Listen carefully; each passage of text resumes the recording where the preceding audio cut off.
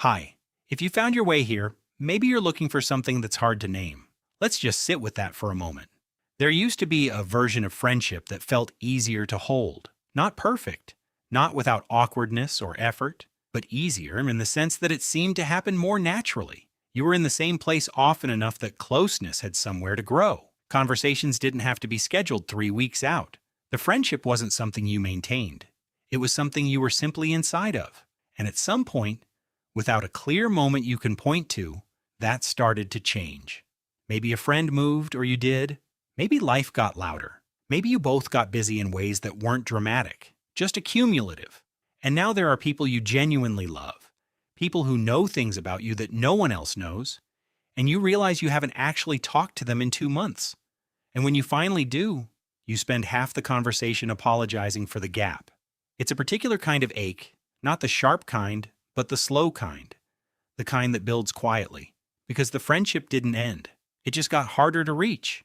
Today I want to sit with why that happens, because there is a specific thing, well documented, genuinely surprising in one of its key pieces, that explains why closeness has become harder to sustain for this generation, in this particular moment, in ways that have almost nothing to do with how much you actually care. Let's start with the scale of what's happening, because this isn't a personal experience. It's a documented, measurable shift. In 2023, U.S. Surgeon General Vivek Murthy released an 82-page advisory formally declaring loneliness a public health epidemic in the United States. The data behind it was striking on its own. Half of American adults reported meaningful loneliness, but one finding stood apart from the others. Among young people ages 15 to 24, the decline in in-person social time with friends was 70% compared to 2 decades ago. Not a modest dip, 70%.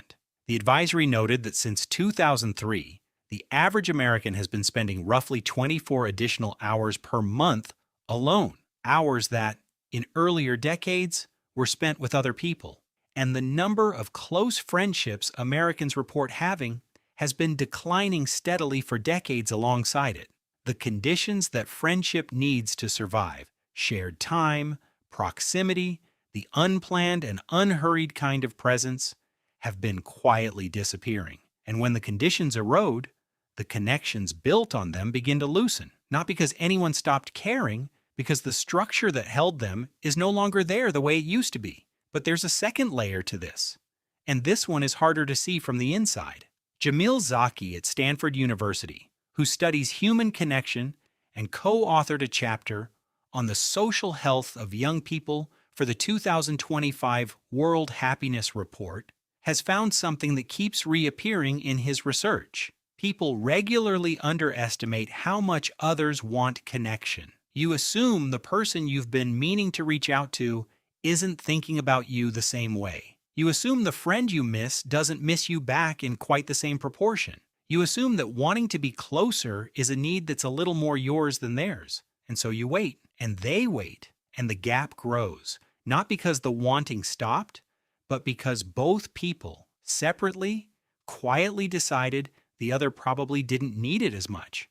This has a name in psychology: pluralistic ignorance. Everyone privately wants something. Everyone publicly behaves as though they don't. And everyone takes that public behavior as evidence that they're the exception, the one who feels it more than others do. You know the version of this where you type out a message and then don't send it. Maybe it's a friend you haven't spoken to in a while. You start writing something. It doesn't have to be profound, just something, a check-in, a memory that surfaced, a song that reminded you of them, and then you stop, and some part of you starts calculating. It's been so long. Will this be weird? Do they even think about me? What if they're busy? And you close the draft, and you tell yourself you'll do it later, and later doesn't come. Or maybe it's the version that happens at gatherings. You're in a room full of people you know, people you've spent real time with, people you've told things to that you haven't told anyone else, and it's warm, and there's noise and laughter, and you're present and participating, and yet, somewhere underneath all of it, there's a layer of distance that you can't quite name. Like you're watching the connection from just slightly outside of it, close enough to feel it, not quite close enough for it to fully land. A small part of you wonders if this is just what friendship becomes, whether what you had before was something specific to a time and a place that no longer exist, whether the ease was never going to be permanent. That moment, that settling into a loneliness you didn't choose, is where a lot of people are living right now.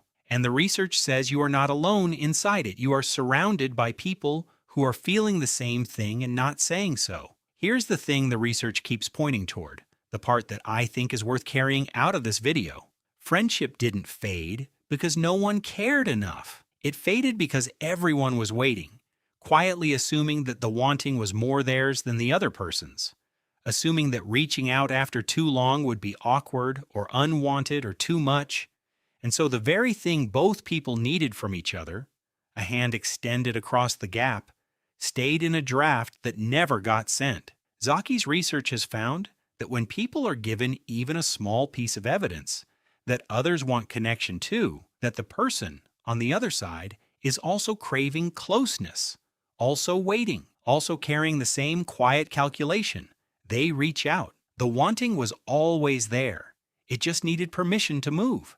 And behind that individual dynamic, the Surgeon General's advisory gives us the larger picture. The number of close friendships Americans report has been declining for decades, not because of a failure of character, because the infrastructure friendship needs, time that isn't scheduled, proximity that isn't manufactured, the slow accumulation of presence that turns an acquaintance into someone who knows you, has been systematically eroded by a culture that moved faster than relationships can keep up with. This is the reframe. The distance between you and the people you love is not proof that the love faded. It is proof that closeness is harder to hold in conditions that were not built to hold it. That's a completely different problem than the one most people think they have. Most people believe the friendship is fading because something went wrong, because they did something wrong, because they're not good at this, or they don't deserve it, or something in them keeps things from lasting. But what if the friendship isn't fading? What if it's just waiting, on both sides, for someone to close the gap that neither person believes the other one wants them to close? There's something I want to sit with before we close.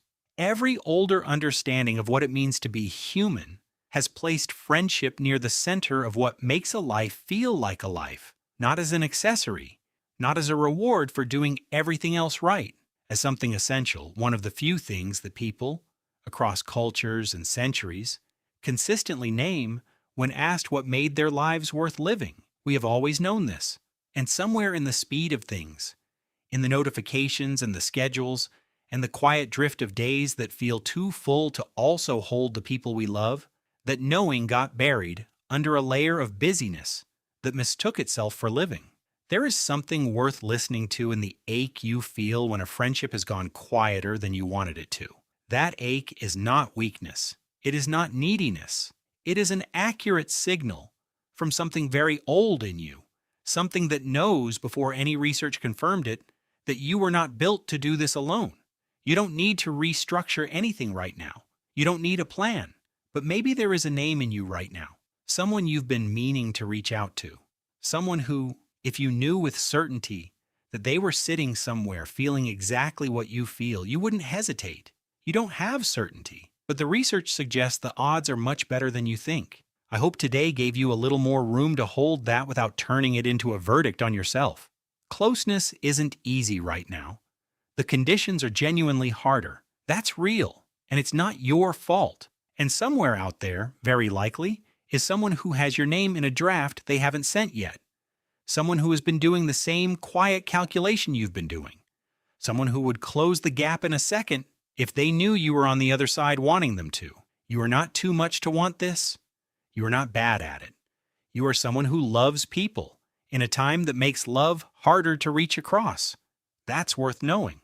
If this video kept you company today, maybe there's someone else who could use that company too.